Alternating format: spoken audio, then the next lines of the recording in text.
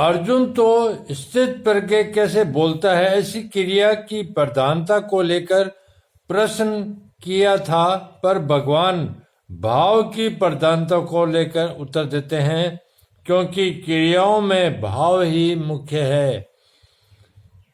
क्रिया मात्र भावपूर्ण ही होती है। भाव बदलने से क्रिया बदल जाती है, अर्थात बाहर से क्रिया वैसी ही दिखने पर भी वास्तव में क्रिया वैसी नहीं रहती। उसी भाव की बात भगवान यहाँ कर रहे हैं।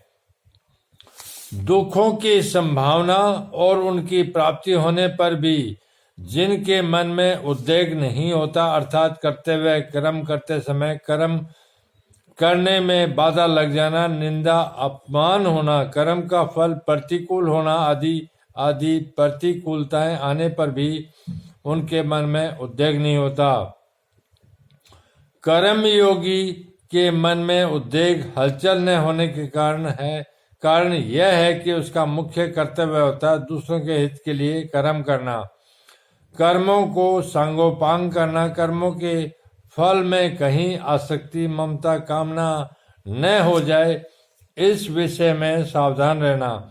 ऐसा करने से उसके मन में एक प्रसन्नता रहती है। उस प्रसन्नता के कारण कितनी ही प्रतिकूलता आने पर भी उसके मन में उद्वेग नहीं होता।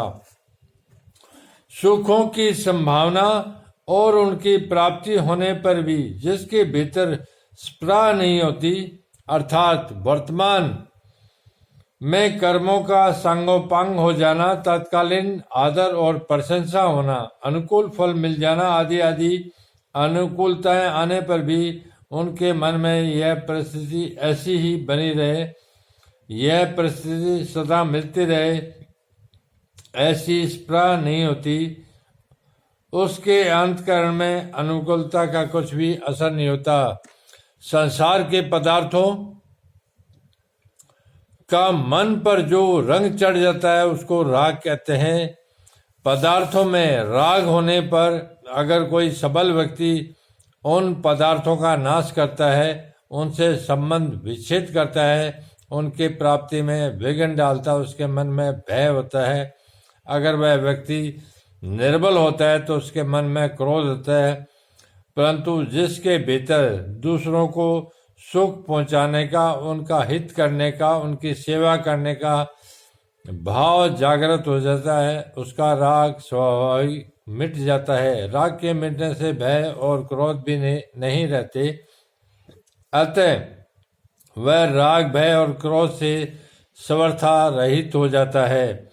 जब तक आंशिक रूप से उद्वेग स्पृहा राग भय और क्रोध रहते हैं, तब तक वह साधक होता है। इनसे सर्वथा रहित होने पर वह सिद्ध हो जाता है। वासना कामना आदि सभी एक राग के ही स्वरूप है। केवल वासना का तारतम्य होने से उसके अलग अलग नाम होते हैं। जैसे अंतःकरण में जो छिपा हुआ राग रहता है उसका नाम वासना है, उस वासना का ही दूसरा नाम आसक्ति और प्रियता है। मेरे को वस्तु मिल जाए ऐसी जो इच्छा होती है उसका नाम कामना है। कामना पूरी होने की जो संभावना है उसका नाम आशा है।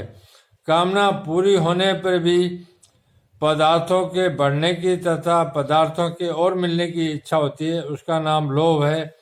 लोभ की मात्रा अधिक बढ़ जाने का नाम तृष्णा है। तात्पर्य है कि उत्पत्ति विनाशील पदार्थों में जो खिंचाव है, श्रेष्ठ और महत्व बुद्धि है, उसी को वासना कामना आदि नामों से कहते हैं। ऐसे मननशील कर्म योगी की बुद्धि स्थिर और अटल हो जाती है। मुनि शब्द वाणी पर लागू होता है, इसलिए भगवान ने की परिभाषित के उत्तर में मुनि शब्द कह दिया है, परंतु वास्तव में मुनि शब्द केवल वाणी पर ही अवलंबित नहीं है। इसलिए भगवान ने 17वें अध्याय में मौन शब्द का प्रयोग मानसिक तप में किया है, वाणी के तप में नहीं।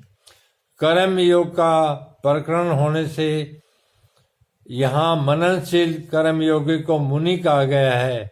मननशीलता का तात्पर्य है कि सावधानी का मनन, जिससे कि मन में कोई कामना आसक्ति न आ जाए।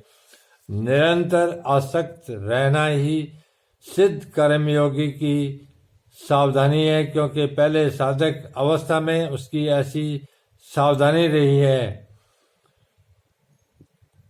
और इसी से वह परमात्मा तत्व को प्राप्त हुआ है।